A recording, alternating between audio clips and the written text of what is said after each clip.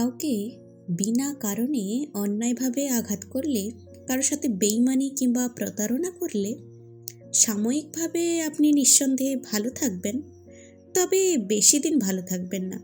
জীবনের শেষ দিন পর্যন্ত তো কখনোই নয়। আর ওপারে কথাটা নাই বললাম। আপনার অন্যায়, অত্যাচার, অবিচার, ব্যভিচার, অপকর্ম, প্রতারণা, ঠকানো, বেইমানি সব কিছু হয়তো আপনি ভুলে যেতে পারেন। যার সাথে করেছেন সেও হয়তো কোনো না কোনো দিন দুঃখ পেতে পেতে ভুলে যেতে পারে, কিন্তু প্রকৃতি কখনোই কোনো কিছু ভুলে না। তাই আপনার কর্ম ভালো হোক কিংবা মন্দ, প্রকৃতি আপনাকে সেভাবেই সবটা ফিরিয়ে দেবে। ভালো কর্ম করলে ভালো, আর মন্দ কর্ম করলে মন্দ, সে যাই হোক না কেন, তবে ফিরিয়ে আপনাকে অবশ্যই দেবে। মনে রাখবেন, গোলাকার এই পৃথিবীতে ভালো মন্দ সব কিছুই ঘুরে ফিরে আসে। মানুষের হিসাব ভুল হলেও প্রকৃতির হিসাব কখনোই ভুল হয় না। প্রকৃতি তার নিজস্বতায় সব কিছুর হিসাব খুব পরিপূর্ণভাবেই রাখে। প্রকৃতি যে হিসেবে বড্ড পাকা, কর্মফল ভোগ না করিয়ে কখনো কাউকে ছাড়েন না।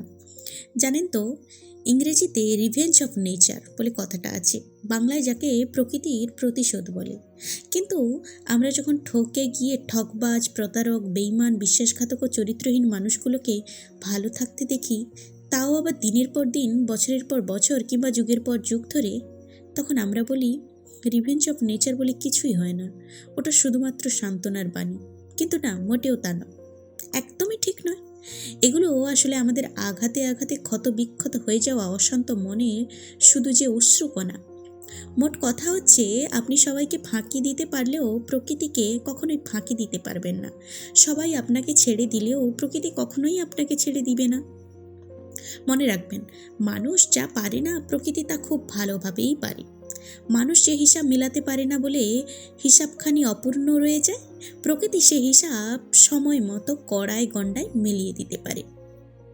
মানুষ যে বিচার তার সৃষ্টিকর্তার হাতে ছেড়ে দিয়ে নীরবে চোখের জল ফেলে সব সহ্য করে যায়, প্রকৃতি সে বিচারে সাজা এই দুনিয়াতেই ভোগ করিয়ে নিয়ে যায়।